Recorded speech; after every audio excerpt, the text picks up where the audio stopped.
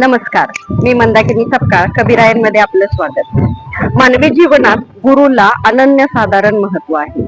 आपल्या जीवनरूपी नौकेला योग्य प्रवाहात योग्य दिशेत पाठवण्याचं काम गुरुच तर करत असतात. संत कबीर ही आपल्या दोह्याच्या माध्यमातून गुरुचे महत्व सांगतात. ते म्हणतात, पारस रूपी जीव हे लोह रूप संसार, पारस ते पारस भया परख भया टकसार. आपल्या सर्वांना परी माहितीच आहे. लोखंडाला सोन्यामध्ये रूपांतर करण्याचं काम परीस करत असतं.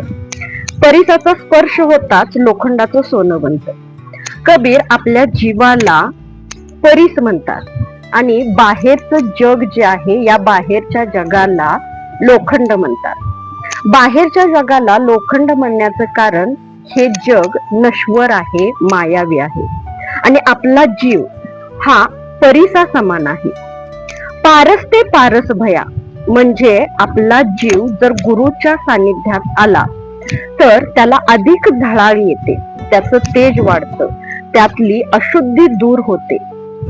म्हणून गुरु हे आपल्या जीवनामध्ये खूप महत्वाचे आहे. टाकसाळ जे असतं ते नाण्यामधील अशुद्धी दूर करत असतं, बघत असतं. आपण सुद्धा ज्यावेळी गुरुच्या सान्निध्यात येतो त्यावेळी आपल्यातली वाईट गुण, अशुद्धी निघून जातात. बरोबर काय, चूक काय, चांगले काय, वाईट काय हे शोधण्याची नजर किंवा थोडक्यात हे सगळे बारकावे टिपण्याची क्षमता आपल्यामध्ये गुरु निर्माण करत असतात.